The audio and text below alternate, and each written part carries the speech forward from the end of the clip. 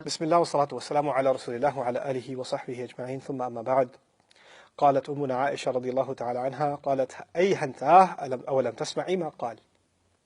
جب ٹھوکر کھا کر گرتی ہیں اور عائشہ رضی اللہ تعالیٰ عنہ ان سے پوچھتی ہیں کیوں گالی دی ایسی آپ نے انہیں، وہ کہتی ہیں تم نے سنا نہیں کہ وہ کیا کہہ رہا ہے.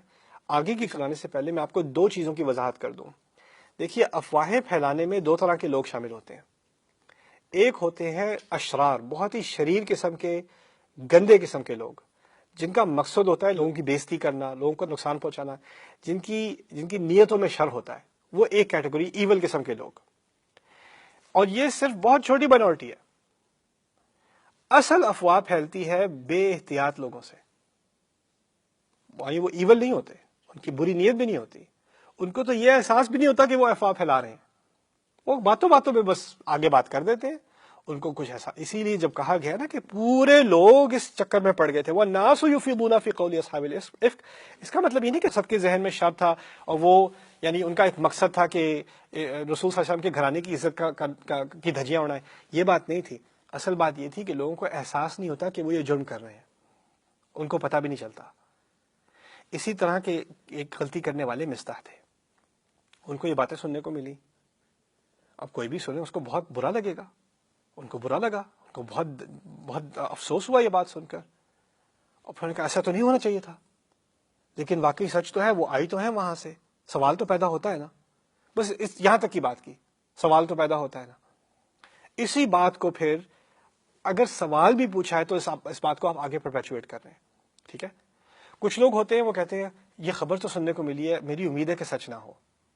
آپ اتنا بھی کہہ دیں پھر بھی آپ نے آگے بات پھیلائی ہے. اگلے سننے والے نے کیا کرنا ہے، میں نے بھی سنی ہے، امید ہے سچ نہ ہو، لیکن اتنے لوگ کہہ رہے ہیں. پھر جب اتنے لوگ کہنا شروع کر دیں تو وہ سچی ہو جاتی ہے نا، ریمبر. تو یعنی اس کو ڈیل کرنے کا ایک خاص پروٹوکول ہے، اس کے بارے میں یہ آیات آئیں گی، وہ آیات آخر میں ہم ان سے سیکھیں گے. لیکن یہاں پہلے سننے مسئلہ کیا ہوا. اولم تسمعی ما قال، قلت وما قال، میں نے پھر پوچھا کیا کہا اس نے، کیوں اس کو ایسی گالی دی جا رہی ہے. فاخبرتنی بقول اہل الافک، تو انہوں نے مجھے پوری طرح خبر دے دی کہ یہ جنہوں نے ساری یہ سازش شروع کی ہے، یہ گھٹیا جھوٹ، گھنونا جھوٹ جنہوں نے بنایا، گھڑا ہے، کیا کیا یہ لوگ کہتے رہے ہیں. فازددت مرضا علی مرضی، پھر میرا مرض ایسا بڑھا ہے، میری بیماری ایسی بڑھی ہے جیسے پہلے بھی نہیں تھی، پہلے سے بھی زیادہ میری حالت خراب ہو گئی. فلما رجعت الی بیتی ودخل علی رسول اللہ صلی اللہ علیہ وسلم، اور پھر آخر کار جب میں گھر آئی ہوں اور پھر میں گھر پہنچی ہوں تو رسول بھی آ گئے علیہ السلام. اب پہلے آتے تھے، اوائڈ کرتے تھے، ابھی بھی ان کا وہی معمول ہے. ثم قال کیف تیکم، وہ آئے ہیں، سلام کیا ہے اور کہا ہے یہ کیسی ہیں تمہاری، اور وہ نکلنے والے ہیں باہر. انہوں نے روک لیا، عائشہ نے روک لیا. فقلت اتأذن لی ان آتی ابویہ، آپ مجھے اجازت دیں گے، میں اپنے والدین کے پاس جانا چاہتی ہوں، مجھے اجازت دیجیے، میں اپنے ماں باپ کے پاس جانا چاہتی ہوں. ان سے کہا نہیں گیا کہ کیا بات میں نے سن لی ہے. شوہر سے کیسے کہیں. کہتی ہیں وَأَنَا حِينَئِذٍ أُرِيدُ أَنْ أَسْتَيْقِنَ الْخَبَرَ مِنْ قِبَلِهِمَا، میری بس ایک ہی خواہش تھی اس وقت کہ میں اس بات کا پوری طرح تیقن کر لوں، پوری طرح اس کو استیقان، پوری طرح مجھے یقین نہیں آ رہا. جب تک میں اپنے والدین سے خود نہیں سنوں گی مجھے یقین نہیں آ سکتا یہ میں کیسے مان لوں یہ بات ہو رہی ہے، میں ان سے خود سننا چاہتی ہوں. قالت فأذن لي رسول اللہ صلی اللہ علیہ وسلم، رسول نے اجازت دے دی علیہ الصلوۃ والسلام. فجئت ابویہ، میں اپنے والدین کے پاس آئی. فقلت لأمی، میں اپنی ماں کے پاس گئی، لپٹ کے ان سے کہا یا امتا، اے ماں ماں ماں. امتا میں تأوہ، عربی میں کہتے ہیں تأوہ، کہتے ہیں رو رو کر بات کرنے کو. رو رو کر میں نے کہا امی جی امی جی، ما یتحدث الناس، لوگ کیا کہہ رہے ہیں، لوگ کیا کہہ رہے ہیں. اب جب انہوں نے یہ سوال پوچھا تو ان کی ماں نے آگے جواب دیا ہے یا بنیا، میری چھوٹی سی بچی، ہوینی علیکی، ہلکا کرو اپنے آپ کو، اپنا وزن، ہوینی علیکی، take it easy on yourself. انہوں نے موضوع بدل دیا. یہی سیکھنے کی چیز ہے. کبھی کبھار آپ کے بڑے آپ سے کوئی الٹی سیدھی بات کریں تو آگے سے جوابی کارروائی کے بجائے آپ موضوع بدل دیں، کوئی اور بات کر لیں. انہوں نے کیا کیا، ہماری ماں کہتی ہیں وَلَقَدْ تَحَدَّثَ النَّاسُ بِهَذَا، کیا لوگ واقعی یہ بات کر رہے ہیں. بات شروع لوگوں سے کی تھی، دوبارہ لوگوں کے پاس کہا سبحان اللہ، وَلَقَدْ تَحَدَّثَ النَّاسُ بِهَذَا. سبحان اللہ کہا جاتا ہے کوئی ایسی بات سنو جس میں بہت برائی ہو. ہمارے ہاں سبحان اللہ کوئی اچھی گاڑی دیکھو سبحان اللہ کیا گاڑی ہے. عربوں کے یہاں سبحان اللہ کوئی شرک کرے کہتے ہیں سبحان اللہ، کوئی غلط بات کر دے سبحان اللہ.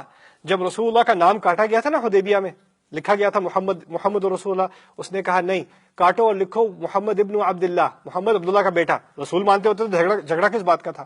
تو جب کاٹنے کی بات آئی تو سارے صحابہ سبحان اللہ سبحان اللہ سبحان اللہ غصے میں. جب اللہ اور رسول کے خلاف کوئی بات کی جاتی ہے نا تو سبحان اللہ کہا جاتا ہے. اور پھر کہا ہے وَلَقَدْ تَحَدَّثَ النَّاسُ بِهَذَا, کیا لوگ واقعی یہ بات کر رہے ہیں. قالت فبكيت تلك الليلة, پھر کہتی ہیں میں اس رات پوری رات روتی رہی ہوں حتى اصبحت, یہاں تک کہ صبح ہو گئی.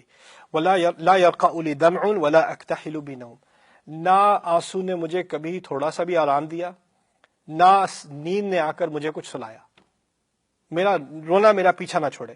حتى اصبحت ابکی, جب تک کہ صبح بھی ہو گئی اور میں پھر بھی رو رہی ہوں. فدعا رسول اللہ صلی اللہ علیہ وسلم علی ابن ابی طالب واسامہ ابن زید رضی اللہ عنہما حین استلبث الوحی. پھر رسول اللہ صلی اللہ علیہ وسلم نے علی بن ابی طالب اور اسامہ بن زید دونوں کو بلایا جب قرآن آنا بند ہو گیا. استلبث الوحی, وقت گزر گیا, عرصہ گزر گیا, قرآن نازل نہیں ہو رہا. مدینے میں قرآن وقتاً فوقتاً نازل ہوتا رہتا تھا. یہ مسئلہ ایسا بڑا اور اب قرآن نہیں آ رہا. انہوں نے بلایا علی کو اور اسامہ کو, دو کو. دیکھیے دنیا میں مختلف قسم کے مرد ہوتے ہیں. کچھ مرد ہوتے ہیں جن کی ذمہ داری ہوتی ہے بس صبح کام پر نکلنا, گھر واپس پہنچنا اور جو کچھ پونجی کمائی ہے اس سے گزارا کرنا, یا اپنا سروائیول ہے, یا اپنی بیوی کا اپنے ساتھ, یا اپنے پیرنٹس کا خیال رکھنا ہے, یا بچوں کا خیال رکھنا ہے. بس کمائی کرنی ہے اور گزارا کرنا ہے, بس یہاں تک ان کی ذمہ داری ہے. کچھ مرد ایسے ہوتے ہیں جن کی ذمہ داری کہیں اور ہوتی ہے. پورے گاؤں کی ذمہ داری ہے کسی کی. کوئی ہیڈ آف ہاسپٹل ہے, پورے ہاسپٹل کی ذمہ داری ہے اس کی. کوئی شہر کا گورنر ہے, پورے شہر کی ذمہ داری ہے اس کی. کوئی فوج کا جنرل ہے, پوری فوج کی ذمہ داری ہے اس کی. کوئی ملک کا پریزیڈنٹ ہے, پورے ملک کی ذمہ داری ہے اس کی. پرائم منسٹر ہے.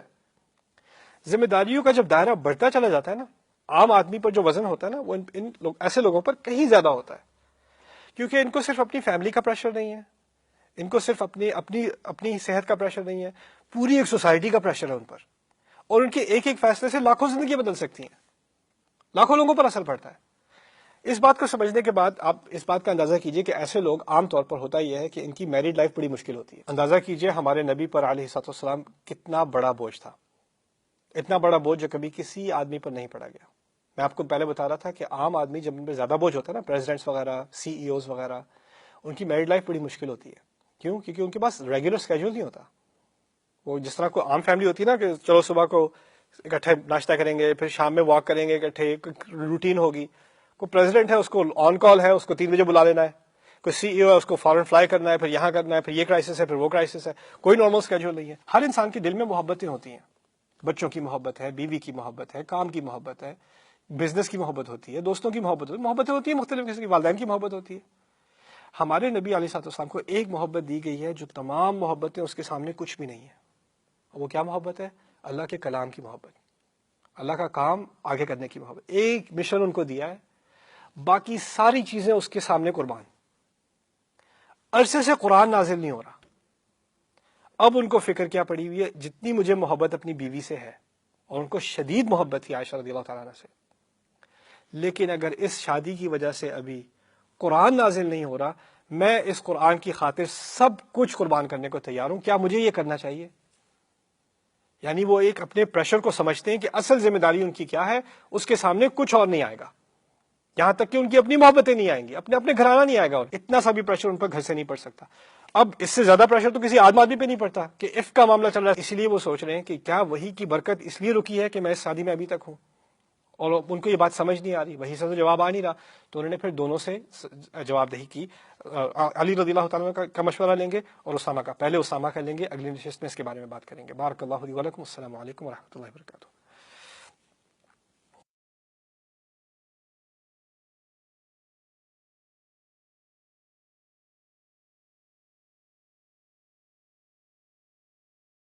الحمد للہ والصلاة والسلام علی رسول اللہ وعلی آلہ وصحبہ اجمعین. السلام علیکم ورحمۃ اللہ تعالیٰ وبرکاتہ. ہماری بات وہاں تک پہنچی تھی کہ جہاں رسول اللہ صلی اللہ علیہ وسلم نے اسامہ بن زید اور علی رضی اللہ تعالیٰ عنہما دونوں سے مشورہ لینے کی کوشش کی شادی کے معاملے میں, عائشہ رضی اللہ تعالیٰ عنہ کے ساتھ شادی برقرار رکھنے یا منقطع کر دینے کے معاملے میں. قالت فأما أسامة بن زيد فأشار على رسول الله صلی اللہ علیہ وسلم بالذي يعلم من براءة أهله. جب اسامہ کی باری آئی تو انہوں نے رسول صلی اللہ علیہ وسلم کا ذہن اس طرف منتقل کیا کہ وہ پوری طرح, کیونکہ وہ گھرانے کو اچھی طرح اندر سے جانتے تھے, انہوں نے کہا آپ کی فیملی سے زیادہ انوسینٹ, آپ کی فیملی سے زیادہ بری اس معاملے میں کوئی نہیں ہو سکتا. اہل وبالذی یعلم لهم فی نفسہ من الود، اور پھر انہوں نے ان کو خود بھی بتایا آپ جانتے ہیں میں آپ کے گھرانے سے کتنی محبت کرتا ہوں. پھر کہہ دیا یا رسول اللہ اہلک ولا نعلم الا خیرا، رسول اللہ آپ کا گھرانہ ہمیں سوائے خیر کے کچھ نہیں پتا، اچھائی ہی اچھائی ہے، ایسا ہو ہی نہیں سکتا. علی رضی اللہ تعالی عنہ لم یضیق اللہ علیک والنساء سواها کثیر، فقام رسول اللہ صلی اللہ علیہ وسلم، کھڑے ہو گئے ممبر پر. فقال رسول اللہ صلی اللہ علیہ وسلم وهو علی المنبر، ہمارے نبی کہتے ہیں علیہ السلام جبکہ وہ ممبر پہ کھڑے تھے، یا معشر المسلمین من یعذرنی من رجل قد بلغنی اذاہ فی اہل بیتی، مسلمانوں کی تمام جماعت، تم میں سے کون ہے جو مجھے کسی طرح چھٹکارا دلا دے ایسے آدمی سے جس کی وجہ سے مجھے اور میرے گھر والوں کو تکلیف پہنچی ہے، اس نے تکلیف پہنچائی ہے مجھے اور میرے گھر والوں کو، کون ہے جو مجھے ایسے انسان سے چھٹکارا دلا دے؟ انہوں نے کہا ایسا انسان، نام نہیں لیا. فواللہ ما علمت علی اہلی الا خیرا، بہت اہم الفاظ ہیں، کہتے ہیں میں اللہ کی قسم کھاتا ہوں اپنے گھر والوں کے بارے میں سوائے اچھائی کے مجھے کچھ علم نہیں ہے.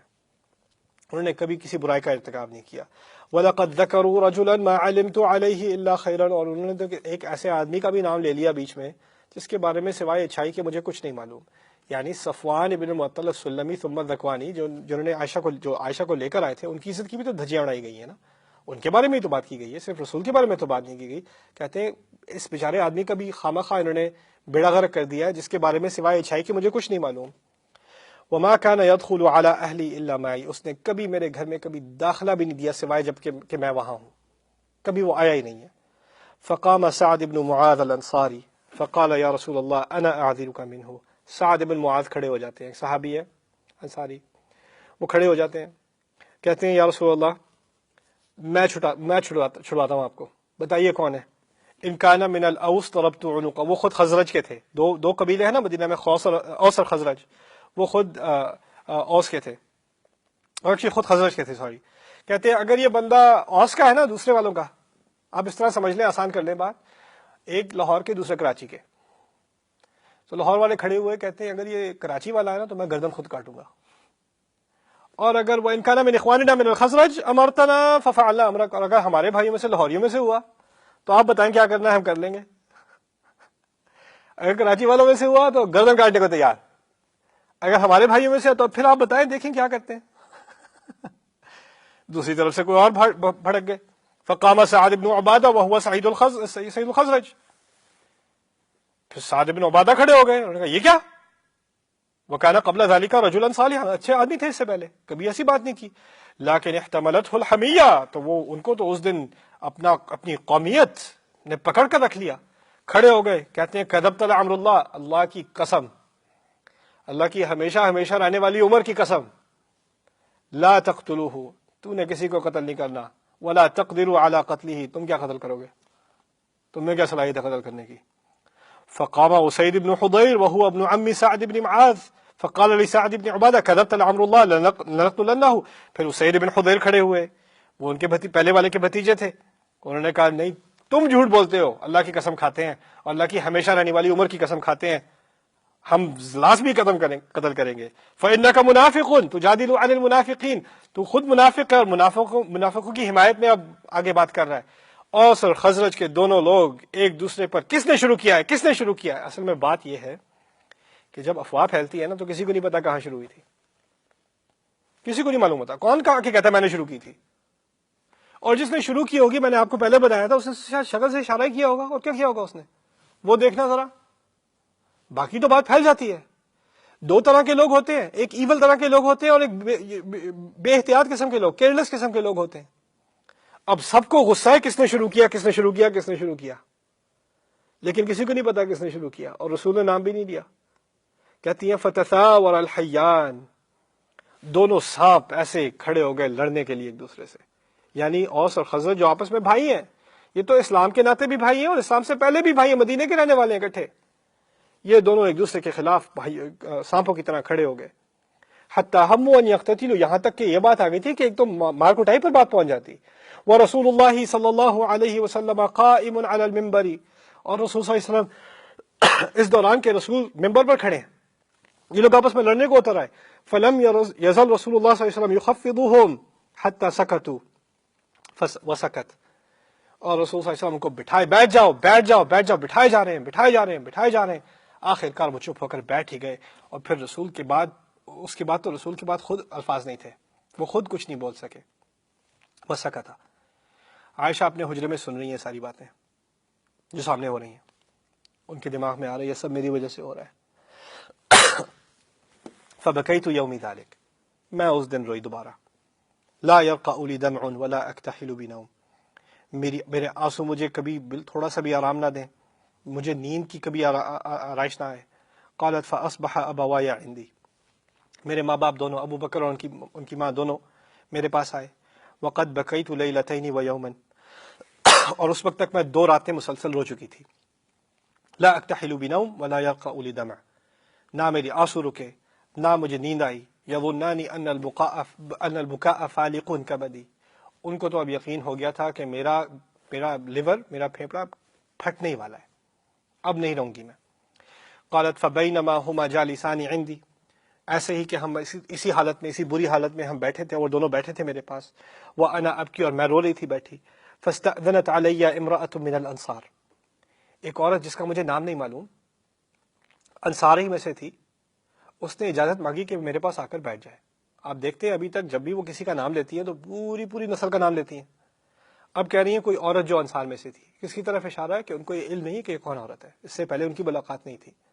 آئی ان کے پاس، فأذنت لها فجلست تبکی معي، اس نے پھر میں نے اس کو اجازت دی، وہ آئی اور اس نے اجازت یہی مانگی کہ میں کیا آپ کے ساتھ آ کر آپ کے ساتھ بیٹھ کر رو سکتی ہوں؟ وہ ان کے ساتھ آ کر بیٹھ کر رونا شروع کر دیا اس نے۔ یہ بات عورتوں کو سمجھ آئے گی، شاید مردوں کو سمجھ نہ آئے۔ ہم کوئی رو رہے ہوں تو کوئی ہم سے آ کے یہ نہیں کہتا یار بیٹھ کے تیرے ساتھ میں رو لوں، ایسا نہیں ہوتا۔ لیکن عورتوں کو ایک دوسرے کی ہمدردی کے لیے آپس میں رونا، جانتی بھی نہیں ایک دوسرے کو، لیکن جا کر اکٹھی ان کے ساتھ بیٹھ کر انہوں نے رونا شروع کر دیا۔ فبینا نحن علی ذلک، ہم دونوں اسی طرح رو رہے تھے دونوں، میں اور یہ عورت جس کو میں جانتی بھی نہیں۔ حتی دخل علینا رسول اللہ صلی اللہ علیہ وسلم ثم جلس، رسول اللہ داخل ہو گئے۔ ابھی باہر تقریر کی ہے، تقریر کیا کی ہے؟ میری فیملی نے کچھ غلط نہیں کیا، ابھی یہ تقریر کر کے آئے، یعنی سب کو تسلی دی ہے کہ میری فیملی انسنٹ ہے۔ اب داخل ہوتے ہیں۔ قالت ولم یجلس عندی منذ قیل ما قیل، اور وہ میرے پاس اس وقت تک نہیں بیٹھے تھے جب سے یہ بات شروع ہوئی ہے، جب سے جو کہا گیا وہ کہا گیا، اس وقت سے وہ میرے پاس آ کر نہیں بیٹھے۔ یاد ہے آتے تھے، سلام کرتے تھے، خیریت پوچھتے تھے نرسوں سے اور چلے جاتے تھے، اب آ کر بیٹھ گئے۔ وقد لبث شہرا لا یوحى الیہ فی شأنی، پورا مہینہ گزر چکا ہے، کوئی وحی نہیں آئی میرے معاملے میں، کچھ قرآن نازل نہیں ہوا۔ فتشہد رسول اللہ صلی اللہ علیہ وسلم، بیٹھتے کے ساتھ ہی رسول اللہ صلی اللہ علیہ وسلم نے اشہد ان لا الہ الا اللہ وحدہ لا شریک لہ واشہد ان محمدا عبدہ ورسولہ۔ اب رسول اللہ اگر اس طرح کی شہادت دے کر بات کرنے شروع کرنے لگے ہیں تو کوئی بڑی بات ہی ہونے والی ہے۔ یہ ڈراؤنی سی بات ہے کہ وہ اتنی بڑی تقریر کرنے کے بعد آ کر بیٹھے ہیں، اور پہلی کیا کیا انہوں نے؟ پہلے شہادت دی ہے، حین جلس، بیٹھتے کے ساتھ ہی۔ ثم قال اما بعد یا عائشہ، اچھا اس سب کے بعد عائشہ سن لو، فإنه قد بلغنی عنکی کذا وکذا، تمہارے بارے میں تو طرح طرح کی باتیں سننے کو ملی ہیں۔ فإن كنت بریئة فسيبرئك اللہ، اگر واقعی تم نے کچھ نہیں کیا، تم ان تمام الزامات سے بری ہو تو اللہ تمہیں بری ثابت کر دے گا۔ وإن كنت الممت بذنب، اور اگر واقعی تم نے کسی غلطی کا ارتکاب کیا ہے، کچھ تھوڑی بہت بھی غلطی کو چھوا بھی ہے، فاستغفری لذنبک، فاستغفر اللہ وتوبی الیہ، تو اللہ سے استغفار کرو، توبہ کر لو۔ فإن العبد اذا اعترف بذنبه ثم تاب الى اللہ تاب اللہ علیہ، دیکھو کوئی بھی اللہ کا بندہ جب اپنی غلطی کا اعتراف کر لے، اپنی غلطی کو مان جائے اور پھر اللہ تعالیٰ کی طرف لوٹ جائے، توبہ کر لے، تو اللہ تعالیٰ بھی اس کی طرف لوٹ جاتا ہے۔ یہ بات انہوں نے کی ہے، 2 باتیں کہی ہیں، اگر واقعی انسنٹ ہو، اگر واقعی بری ہو تو اللہ ثابت کر دے گا، اگر نہیں ہو تو استغفار کر لو۔ اس کا بہت بڑا ری ایکشن ہونے والا ہے، یہ بہت بڑی بات کر دی ہے رسول اللہ صلی اللہ علیہ وسلم نے، اس کو سمجھنا بہت اہم ہے۔ اگلی نشست میں اس بات کو اچھی طرح سمجھیں گے۔ بارک اللہ لی ولکم، السلام علیکم ورحمۃ اللہ۔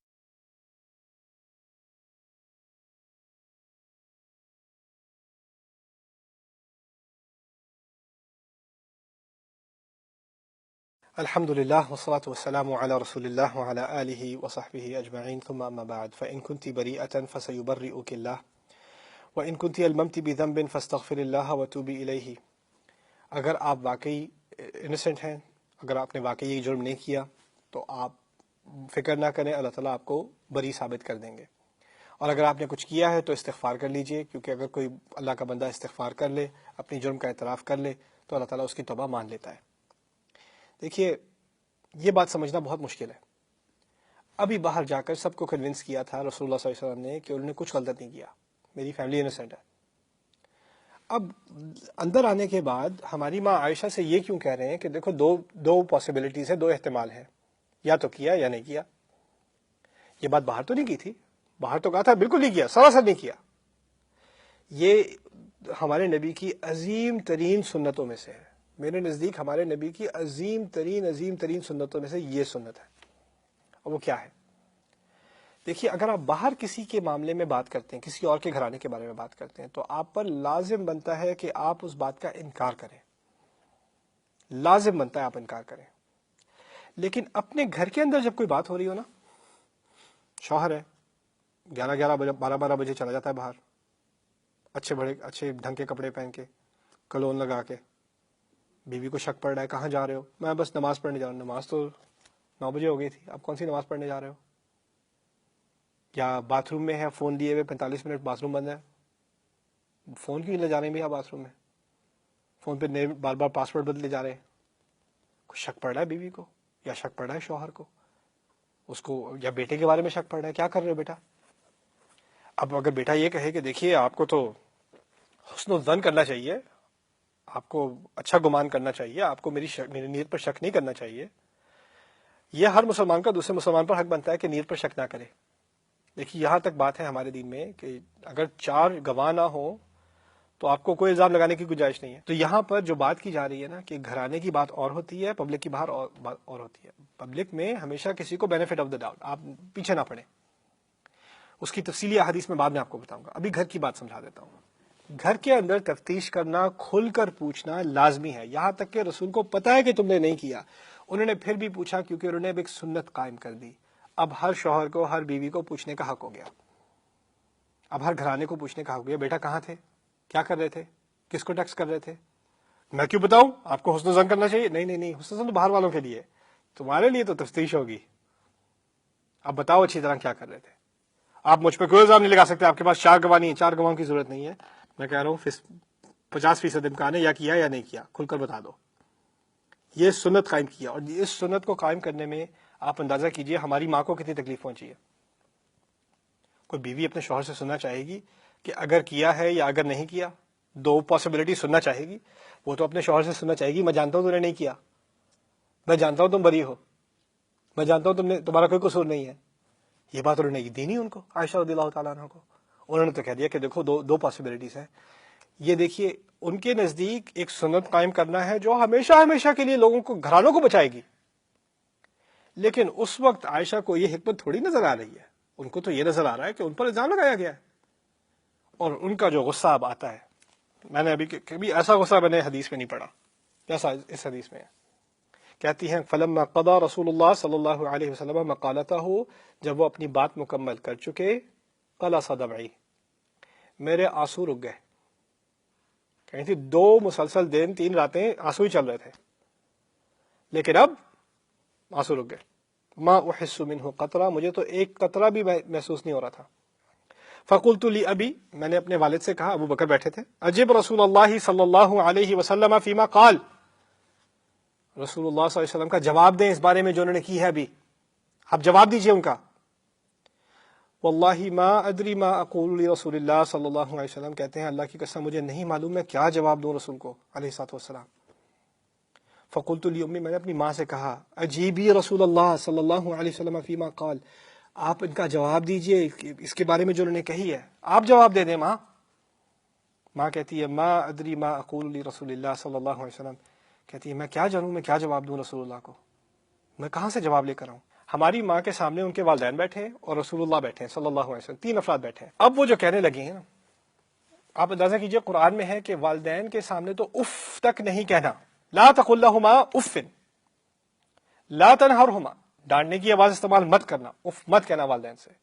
دوسری طرف نبی کے بارے میں کہا ہے لا تجہروا له بالقول كجهر بعضكم لبعض ان تحبط اعمالكم وانتم لا تشعرون، نبی کے سامنے آواز اونچی مت کرنا، تمام اچھے اعمال فوراً کے فوراً ہڑپ کر لیے جائیں گے، تمہیں پتہ بھی نہیں چلے گا، کوئی اچھا کام نہیں رہے گا تمہارا۔ یہ دو ہستیاں ان کے سامنے ہیں، والدین جن کے سامنے عزت سے کام لینا چاہیے، آواز نہیں اٹھانی چاہیے، اور رسول اللہ صلی اللہ علیہ وسلم، دونوں کیا کہتی ہیں؟ انی واللہ لقد علمت لقد سمعتم هذا الحدیث، میں اللہ کی قسم کھاتی ہوں، مجھے پتہ چل گیا ہے کہ تم لوگوں نے یہ بات سنی ہے، یہ گھٹیا بات تم لوگوں نے سنی ہے، حتی استقر فی انفسکم، یہاں تک کہ یہ بات تمہارے دلوں کے اندر تک پہنچ چکی ہے، تم اس بات کو مان چکے ہو۔ الزام لگا رہی ہیں رسول پر، اپنے والدین پر، کہ تم لوگوں نے اس جو مجھ پر تہمت لگائی گئی ہے اس کو تم مان چکے ہو۔ ہم اچھی طرح جانتے ہیں کہ رسول نے نہیں مانا، انہوں نے تو باہر تقریر بھی کی ہے کہ وہ بری ہیں اس سے، ابھی بھی کہا ہے کہ امکان ہے، لیکن پھر بھی ہم جانتے ہیں کہ وہ بری مانتے ہیں، لیکن ابھی غصے میں بات کر رہی ہیں اور کہتی ہیں کہ تم لوگوں کے دل تک، اندر نفس تک یہ بات پہنچ چکی ہے، وہ صدقتم بھی، اور تم نے اس کو سچا مان لیا ہے۔ فلا ان قلت لکم انی بریۃ، اور اگر میں تم لوگوں سے کہوں کہ میں نے ایسا کچھ نہیں کیا، میرا قصور نہیں ہے، واللہ یعلم انی بریء، اور اللہ اچھی طرح جانتا ہے کہ میں بری ہوں، میں نے نہیں کیا، لا تصدقونی بذلک، تم اس بات کو تم کبھی نہیں مانو گے، تم لوگ نہیں مانو گے۔ ولا ان اعترفت لکم بامر، اور اگر میں نے کسی بات کا اعتراف کر بھی لیا، کسی بھی بات کا اعتراف کر لوں، واللہ یعلم انی منہ بریء، اور میرا رب اللہ اچھی طرح جانتا ہے کہ میں نے ایسا کچھ نہیں کیا، میں بری ہوں اس سب الزام سے، لتصدقنی، تم تو قسم سے ایک دم فوراً پوری طرح میری بات کا یقین کر لو گے، اعتراف کر لوں تو فوراً یقین کرنے کو تیار ہو، انکار کروں تو پھر نہیں مانو گے۔ واللہ، میں اللہ کی قسم کھاتی ہوں، ما اجد لکم مثلا، تم لوگوں کے لیے تو مجھے تو مثال بھی نہیں ملتی۔ کس سے بات کری؟ اندازہ کریں کس سے بات ہو رہی ہے، اور پھر اندازہ کیجئے قرآن پھر بھی نازل نہیں ہوا تمیز سکھانے کے لیے، یہ کہنے کے لیے کہ ایسی باتیں مت کرو، تمہارے سامنے نبی ہے اللہ کے، کوئی آیات نہیں آئی۔ آیات آئی ہیں تو رسول کے ڈیفنس میں نہیں آئی، عائشہ کے ڈیفنس میں آئی ہیں رضی اللہ تعالی عنہ۔ اندازہ کیجئے، اس کو سمجھنے کی ضرورت ہے یہ کیسے ہوا، کیوں ہوا۔ پہلے بات میں ان کی مکمل کر لوں پھر سمجھاتا ہوں۔ لا اجد لکم مثلا، تم لوگوں کے لیے تو مجھے مثال بھی نہیں ملتی، الا قول ابی یوسف، سوائے ابو یوسف کے، یعنی یوسف علیہ السلام کے والد یعقوب۔ کہتی ہیں فصبر جمیل واللہ المستعان علی ما تصفون، اب تو خوبصورتی صبر میں ہی رہ گئی ہے، اور ایک اللہ ہی کی مدد مانگی جا سکتی ہے ان چیزوں کے بارے میں جس کی تم بڑی بڑی تصویریں کھینچ رہے ہو، علی ما تصفون، جو تصویر تم کھینچ رہے ہو، جو ڈسکرپشن تم بنا رہے ہو، اس کے بارے میں تو صرف اللہ ہی کی مدد مانگی جا سکتی ہے۔ یہ الفاظ قرآن میں یعقوب علیہ السلام کی زبان پر اس وقت آئے تھے جب یعقوب علیہ السلام کے بیٹوں نے ایک قمیص، یوسف کی قمیص کو لے کر پھاڑ پھوڑ کر اس پر جانور کا خون ڈال کر واپس لا کر باپ سے یہ کہا تھا کہ یہ دیکھیں آپ کے بیٹے کو بھیڑیا کھا گیا اور یہ اس کی قمیص ہے، یعنی بہت بڑا جھوٹ بولا تھا۔ اس جھوٹ کے جواب میں ان کے والد نے کہا تھا، یہ الفاظ کہے تھے فصبر جمیل واللہ المستعان علی ما تصفون، جو تصویر تم کھینچ رہے ہو، جو ڈسکرپشن تم بنا رہے ہو، جو تفصیلیں تم مجھے دے رہے ہو، اس کے بارے میں بس ایک صبری چیز رہ گئی جو خوبصورت ہے، کیونکہ اللہ کی مدد کے علاوہ اور کچھ نہیں رہا۔ یہ کہنے سے عائشہ رضی اللہ تعالی عنہ نے کس سے کمپیئر کیا ہے؟ یوسف کے بھائیوں کو اپنے والدین اور رسول صلی اللہ علیہ وسلم سے کمپیئر کر دیا۔ کتنی بڑی بات کہہ دی۔ میں یہ پڑھ کے پہلی دفعہ میں نے پڑھا تو میں ہکا بکا رہ گئی، یہ ہوا کیا ہے؟ پھر مجھے بات سمجھ میں آئی ہے۔ دیکھیے، مسلمان عورت کی عزت پر الزام لگانا اور اس کی عزت پر الزام لگانے کے بعد اس کا پاگل ہو جانا، اور ہماری ماں پاگل بھی نہیں ہوئی، غصے ہوئی ہیں، لیکن اگر کوئی اور پاگل ہو جاتی ہے، اگر کسی پر الزام لگایا جائے اور وہ غصے میں آ جاتی ہے، الٹی سیدھی باتیں کہہ دیتی ہے، کوئی لحاظ نہیں رہتا اس کے سامنے کون ہے، کہہ دیتی ہے، اس کو اس وقت وہ باتیں کرنے کا حق ہے، اللہ نے دیا ہے۔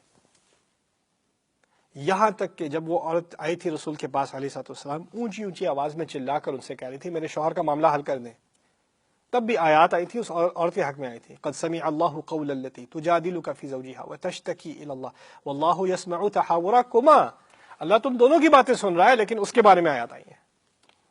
اللہ تعالیٰ نے حق دیا ہے۔ کبھی کبھار گھرانوں میں لوگوں پر الزام لگائے جاتے ہیں، اندازہ کیجئے عزت کے معاملے میں اللہ تعالیٰ نے اتنا ڈیفنس کیا ہے، اتنا لحاظ رکھا ہے ہماری ماں کا رضی اللہ تعالی عنہ۔ کہتی ہے ثم تحولت، پھر تو میں مڑ گئی ان سب سے، میں بہت بات نہیں کرنی، اور فاضطجعت علی فراشی، اور میں لیٹ گئی اپنے فرش پر، مجھے اب کوئی بات نہیں کرنی، I'm done۔ سب سے خفا، سب سے روٹ کے غصے میں آ کر بس لیٹ گئی، فاضطجعت علی فراشی۔ پھر آگے بات کرتے ہیں اگلی نشست میں۔ بارک اللہ لی ولکم فی القرآن الحکیم ونفعنی وإیاکم بالآیات والذکر الحکیم۔ قالت وأنا حينئذ أعلم أني بريئة وأن الله مبرئي ببراءتي. ہماری ماں کہتی ہیں کہ مجھے اسی وقت لمحے جب میں لیٹی ہوں خفا ہو کر، مجھے اسی وقت احساس ہو گیا تھا کہ نہ صرف یہ کہ اللہ میرا رب جانتا ہے اور مجھے اچھی طرح پتہ ہے کہ میں قصوروار نہیں ہوں، اور میرا رب مجھے قصوروار یا غیر قصوروار ثابت کر دے گا، میری انسنٹ ثابت کر دے گا. غصہ ہونے کے باوجود ان کو اس بات کا لحاظ ہمیشہ رہتا ہے کہ میرے سامنے اللہ کے رسول ہیں، اور جب اللہ کے رسول نے وعدہ کیا ہے کہ میرا رب میری غیر قصورواری، میری انسنس، میری برات ثابت کر دے گا تو کر دے گا. یعنی شوہر سے تو غصہ ہے لیکن پھر بھی رسول ہیں اللہ کے، ان کا کلام پھر بھی حق ہے. اور جب انہوں نے کہا تھا نا ان کنتی بریئۃ فسیبرئک اللہ، اگر تم واقعی قصوروار نہیں ہو تو اللہ ثابت کر دے گا کہ تم قصوروار نہیں ہو. اب مجھے اچھی طرح پتا تھا کہ اللہ میری مدد کرے گا. میں لیٹ گئی. لیکن واللہ ما كنت اظن ان اللہ منزل فی شأنی وحیا یتلا، لیکن اللہ کی قسم مجھے بالکل احساس نہیں تھا کہ اللہ میرے معاملے میں، میرے خاص معاملے میں وہی نازل کرے گا جو کہ یوم قیامت تک جس کی تلاوت کی جائے گی. یعنی ایسا ان کو خیال کیا تھا ولا شأنی فی نفسی کان احقر من ان یتکلم اللہ فی بامر یتلا، میری اپنے بارے میں یہ رائے تھی کہ میرا کیا مقام، میرا اس سے کہیں حقیر تر مقام کہ میرے بارے میں اللہ خود بات کرے گا، اور ایسی طرح بات کرے گا کہ یوم القیامت تک اس بات کو دہرایا جائے گا میرے اعزاز میں. میرا یہ کیا مقام، میں اپنے بارے میں اپنے آپ کو بہت کم سمجھا کرتی تھی. یہ ماضی کی بات کی جا رہی ہے، وَلَا شَأْنِي فِي نَفْسِي كَانَ أَحْقَرَ، میرا اپنے بارے میں خیال بہت کم تھا اس وقت. یعنی جس وقت یہ بات کی جا رہی ہے اب وہ خیال نہیں ہے، اب مجھے پتا ہے اللہ نے میرا کتنا اعزاز کیا ہے. اب ان کو اپنے اعزاز کا احساس ہے، اور یہ مسلمان کو ہونا چاہیے. مسلمان کو اللہ نے جب عزت دی ہو تو اس کا اعتراف کرے، یہ نہیں کہ میں بہت حقیر ہوں، میں بہت فقیر ہوں. وہ ٹھیک ہے، فقیری اپنی جگہ ہے، جب اللہ تعالیٰ عزت دیتا ہے تو عزت کا بھی اعتراف کرو. خیر، انہوں نے کیا سوچا تھا وَلَكِنْ كُنْتُ أَرْجُو أَنْ يَرَى رَسُولُ اللَّهِ صلی اللہ علیہ وسلم فِي النَّوْمِ رُؤْيَا يُبَرِّئُنِ اللَّهُ بِهَا. میرا تو یہی خیال تھا کہ رسول پر کوئی سوتے ہوئے خواب آ جائے گا. خواب بھی رسول کا وحی ہوتی ہے. قرآن آئے گا میرے بارے میں، مجھے تو یہ اندازہ بھی نہیں ہو سکتا تھا کہ میرے بارے میں قرآن آئے گا. اچھا، دو آپشنز انہوں نے دیے ہیں، ایک آپشن ہے خواب اور دوسرا ہے قرآن. یہ بہت پیاری بات ہے، اور اس نشست میں اگر صرف یہی بات ہو جائے تو کافی ہے. خواب اور قرآن اور اس کا فرق کیا ہے، اس کو اچھی طرح سمجھ لیں. رسول اللہ صلی اللہ علیہ وسلم ایک مرتبہ طواف کر رہے تھے اور ان کو کعبے سے بڑی محبت تھی. طواف کے دوران کعبے کو دیکھ دیکھ کر کعبے سے باتیں کر رہے تھے، محبت میں کعبے سے باتیں کر رہے تھے. ما اطیبا کی، ما اطیبا ریح کی، ما اعظم کی، ما اعظم حرمت کی. کیا پیاری چیز ہے تو، کیا پیاری چیز ہے تیری ہوا، کیا عظیم شے ہے تو، کیا عظیم شے ہے تیری حرمت، تیرا لحاظ. کعبے سے کہہ رہے ہیں. والذی نفس محمد بیدہ، پھر کہتے ہیں میں اس کی قسم کھاتا ہوں جس کے ہاتھ میں محمد کی جان ہے. میننگ اللہ کی قسم کھاتا ہوں. اوکے اوکے، میں اس کی قسم کھاتا ہوں جس کے ہاتھ میں محمد کی جان ہے. کہتے ہیں لحرمت المؤمن اعظم حرمت عند اللہ منکی، اللہ کے نزدیک ایک مسلمان کی حرمت تیری حرمت سے زیادہ ہے. اپنے اوپر قسم کھا کے کہتے ہیں، رب کی، اللہ کی قسم کھا کے کہتے ہیں اس کی قسم جس کے ہاتھ میں میری جان ہے، ایک مومن کی حرمت، ایک مومن کی عزت تیری عزت سے کہیں زیادہ ہے اللہ کے ہاں. اور پھر کہتے ہیں مالی ہی و دمی ہی و ان نظن بہ الا خیرا، اس کے مال کی عزت، اس کے مال کی حرمت، اس کے خون کی حرمت، اور یہ بھی کہ اس کے بارے میں سوائے اچھے کے کوئی خیال نہ کیا جائے. ان نظن بہ الا خیرا. اللہ اکبر. کہتے ہیں عزت، مسلمان کی عزت اللہ کے ہاں کعبے سے کہیں اعلیٰ ہے. ہمارے نبی کہتے ہیں علیہ الصلوۃ والسلام. اب یہ بات، اگلی بات سمجھیے. یہاں تک میں نے ابھی صرف ایک بات کی ہے، دو چیزوں کا آپس میں تقابل کیا ہے، کمپیریزن کیا ہے. ایک طرف ہے کعبے کی حرمت، ایک طرف ہے ایک مسلمان کی حرمت. اور اللہ کے ہاں مسلمان کی حرمت کہیں زیادہ ہے ایون کعبے کی حرمت سے. اس بات کو اس طرح سمجھ لیجئے کہ اگر آپ کی دماغ میں کبھی خیال بھی نہیں آتا ہوگا مسلمان کے ناطے کہ آپ کبھی کعبے کی جا کے بےزتی کریں گے، کعبے کے سامنے بے ادبی کریں گے، کعبے کے بارے میں الٹی سیدھی بات کریں گے، کبھی خیال ہی نہیں آتا آپ کو، سوال ہی پیدا نہیں ہوتا، تو پھر آپ کو کبھی یہ خیال کرنے کی جرت نہیں ہونی چاہیے کہ آپ کسی مسلمان کے بارے میں ایسی بات کریں گے. ایسا جرم اگر آپ کعبے کے خلاف کریں گے تو اللہ کے خلاف کر رہے ہیں، آپ کو اچھی طرح علم ہے. ایسا جرم آپ کسی مسلمان کی حرمت کے خلاف کریں گے تو آپ اللہ کے خلاف کر رہے ہیں. جہاں اس کے جواب میں سبحان اللہ، کتنا بڑا جرم کر دیا، اس کے جواب میں بھی آئے گا سبحان اللہ، سبحان اللہ. اب آگے چلیے، میں نے آپ کو کہا تھا خواب اور وحی قرآن. آپ سمجھ لیجیے ان میں سے اعلیٰ چیز کون سی ہے. پہلے تو میں نے آپ کو بتایا کعبہ اعلیٰ ہے، لیکن مسلمان کی حرمت سے کئی اعلیٰ ہے. آپ سب جانتے ہیں خواب اعلیٰ ہے، خواب بھی وہی ہے، وہ بھی اعلیٰ ہے، لیکن قرآن کی عظمت اس سے کہیں زیادہ ہے. کعبے کی حرمت کو ریسٹور کرنا، کعبے سے تمام بتوں کو ہٹانا، کعبے کی روایت کو دوبارہ ابراہیم کی سنت پر قائم کرنا، حج کو دوبارہ شروع کرنا، اس کی وحی جب نازل ہوئی تو رسول صلی اللہ علیہ وسلم کو خواب میں دی گئی. لقد صدق اللہ رسولہ الرؤیا بالحق لتدخلن المسجد الحرام ان شاء اللہ آمنین محلقین رؤوسکم ومقصرین لا تخافون. یہ آیت سورۃ الفتح کے آخر میں ہے کہ اللہ تعالیٰ نے نبی کو جو خواب دکھایا تھا وہ سچا تھا. خواب یہ تھا کہ کعبے کو دوبارہ سے پاک کر دیا جائے گا. کعبے کی حرمت کے سلسلے میں خواب، ہماری ماں کی حرمت کے سلسلے میں قرآن. اندازہ کیجئے، کعبے کا مقام یہاں، حرمت کا مقام یہاں. کعبے کے لیے خواب، ہماری ماں کی حرمت کے لیے اور ان کے ذریعے ہم سب کی عزت کے لیے قرآن. سبحان اللہ. یہاں جب انہوں نے کہا ہے میری تو شان یہ تھی، میرا تو مقام یہ تھا کہ ایک خواب ہی کافی تھا. نہیں، آپ کے لیے تو قرآن کافی تھا، آپ کے لیے تو قرآن آنا تھا، وہی قرآن ہی مناسب تھا آپ کے لیے. فقالت فوالله ما رام رسول الله صلی اللہ علیہ وسلم ولا خرج احد من اہل البیت حتى انزل علیہ. رسول بیٹھے رہے، گھر میں سے کوئی بھی نہیں نکلا جب تک کہ وحی آنی نہ شروع ہوگی. مہینے سے نہیں آئی، مہینے سے کوئی قرآن نہیں اترا. فاخذه ما كان ياخذه من البرحاء، تو ان پر ایک بخار سا آ گیا. حتى انه لا يتحدر مثل الجمال من العرق، یہاں تک کہ پسینے جیسے اتنے موٹے موٹے موتیوں کی طرح ان کے پسینے گر رہے ہیں. وهو في يوم شاط، اور وہ تو بہت ہی ٹھنڈا دن تھا، پھر بھی ان پر پسینہ چھا گیا. من ثقل القول الذي ينزل عليه، ان الفاظ کے وزن کی وجہ سے جو ان پر نازل ہو رہے تھے.